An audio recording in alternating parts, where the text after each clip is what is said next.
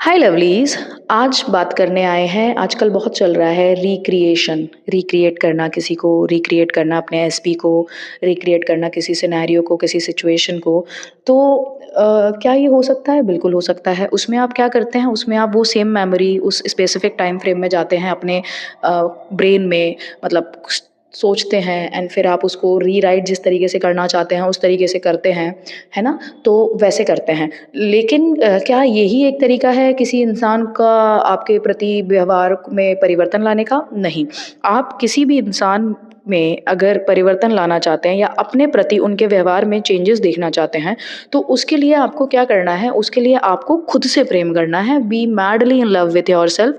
आप जब खुद को प्रायोरिटी में रखेंगे, खुद से प्रेम करेंगे, खुद की हर चीज़ से प्रेम करेंगे, तो आप देखेंगे धीरे-धीरे with the passage of time आप लोगों के बारे में सोचना बंद कर देंगे, आप लोगों की बुराइयाँ सुनना बंद कर देंगे, आप लोगों की बुराइयाँ करना बंद कर देंगे, तो वहाँ से एक नेगेटिव एनर्जी कट ऑफ हो जाएगी।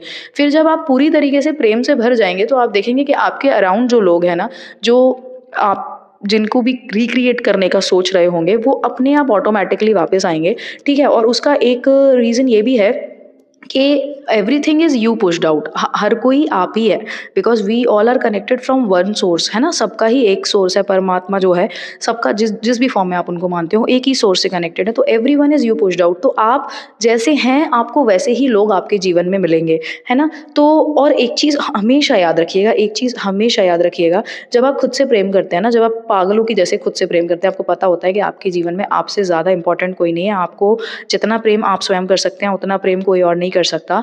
उस पॉइंट ऑफ टाइम पे आप एक चीज़ समझिएगा कि आपके कोई भी लाइफ के पर्सन हो, एसपी हो, एक्स हो, कोई हो, वो वापस वो they are going to come to you, ठीक है? और एक बात हमेशा याद रखना, एक्सेस ऑलवेज कम बैक। ये फैक्ट है that excess always come back. और वो क्यों कम बैक करते हैं? बिकॉज जो एनर्जी का वॉइड है वो क्रिएट होने लगता है। आप अपनी एनर्जी हाई करने लगते हैं जब आप अपने ऊपर ध्यान लगने लगते हैं।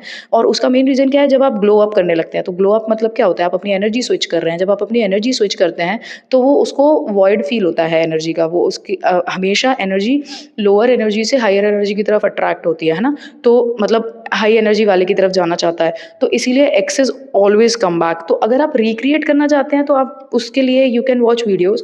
बट सबसे जो ईज़िएस्ट वे मुझे लगता है is to prioritise yourself, is to fall in love madly with yourself. और मैडली इन लव का मतलब ये होता है भाई कि आपको आपके प्रोज़ और कॉन्स सब पता होना चाहिए और उनको आपको एक्सेप्ट करना आना चाहिए, ठीक है? And then you will see कि जिसको भी रिक्रिएट करने का सोच रहे थे, वो ऑटोमैटिकली आपके अकॉर्डिंग चीज़ें करने लग जाएगा।